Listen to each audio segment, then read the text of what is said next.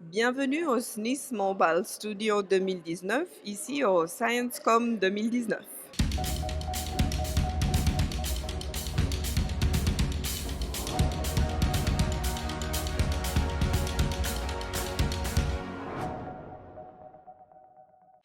Je suis ici avec Monsieur Michael Inalban, responsable du projet Internet à l'école de Swisscom.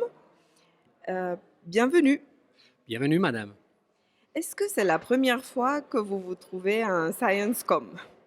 Oui, je dois dire, honnêtement, c'est la première fois, mais au moins, je suis déjà un des sponsors et comme ça, ça me fait beaucoup, beaucoup de plaisir d'être ici. Quelles sont vos premières impressions de cet événement? Alors pour moi, c'est très, très important que ce qui se passe ici, parce que l'échange entre la communication, le peuple, comment dire, les gens sur la rue et la science, ça, c'est un des points très, très importants qui vont nous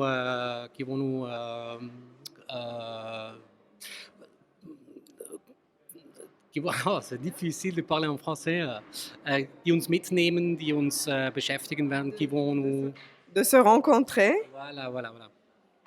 Et est-ce que vous pourriez nous donner quelques détails, par rapport à votre parcours professionnel? Comment vous vous êtes trouvé à être responsable d'un projet lié à la communication? Alors moi, personnellement, j'ai fait des études en allemand, en linguistique, et après, je suis venu chez Swisscom, et là, on a eu un projet qui s'appelle Internet à l'école. Là-dedans, on s'occupe de la connexion Internet d'un côté pour les écoles en Suisse.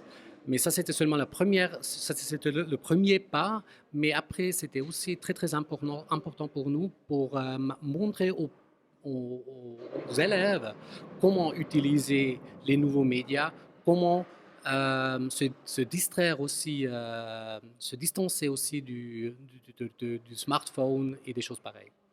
Et comment ce projet s'inscrit-il dans la stratégie plus grande, globale de Swisscom par rapport à la communication et la science?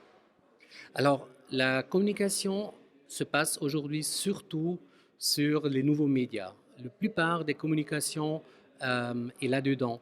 Et par conséquent, c'est très, très important que nous comprenions comment les médias nous influent et de donner cette information, donner ce savoir aussi auprès des élèves. À mon avis, c'est très, très important. C'est un des plus grands défis d'un côté et devoirs d'autre côté de notre génération. Le projet internet à l'école, donc quel était son but principal? Quel est son but principal? Alors, un des très grands buts, c'était d'avoir la possibilité en Suisse de trouver des collaborateurs en futur qui savent comment utiliser l'Internet. C'était très très clair dans les années zéro de cette période où les technologies ont devenu plus importantes, pas seulement pour nos loisirs, mais aussi pour la profession, pour les entreprises.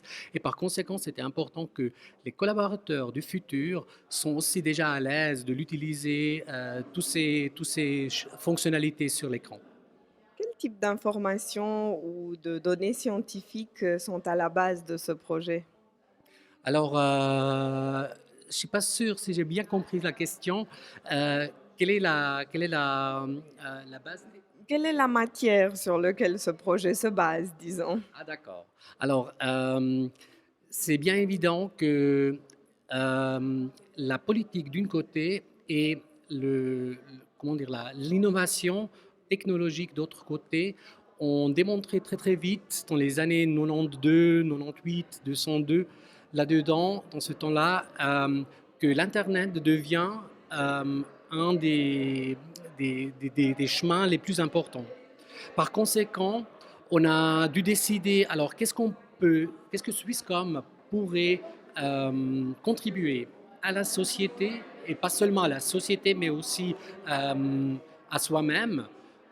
Qu'est-ce qu'on pourrait faire, où est-ce qu'on pourrait aider pour changer la société euh, de ce temps-là dans une société informatique, une société d'information, comme le Conseil fédéral, il a déclaré 1997 avec la première déclaration d'une société information.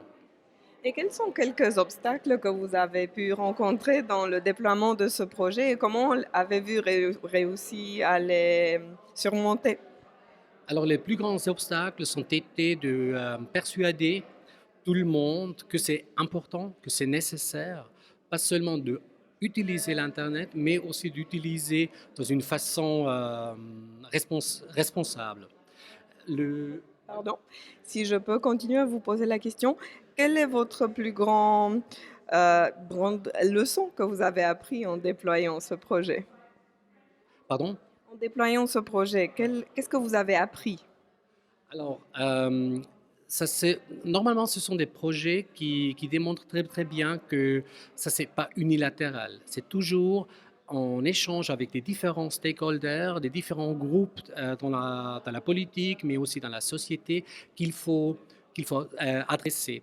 Et à la fin, c'est important de comprendre aussi la complexité de la société et si on veut réaliser un tel projet, c'est toujours très, très important qu'on a parlé avec tout le monde, qu'on a persuadé tout le monde, qu'on a involvé aussi la plupart des stakeholders. Et une question conclusive, de ce que vous voyez de l'univers de la communication pour la science, qu'est-ce que vous aimeriez voir plus dans cet univers et peut-être, qu'est-ce que vous aimeriez voir moins? Alors, ce que j'aimerais voir plus, c'est de faire encore plus de recherche dans la question comment est-ce qu'on peut transférer le savoir que la science, elle produit au peuple, à la grande, au grand public.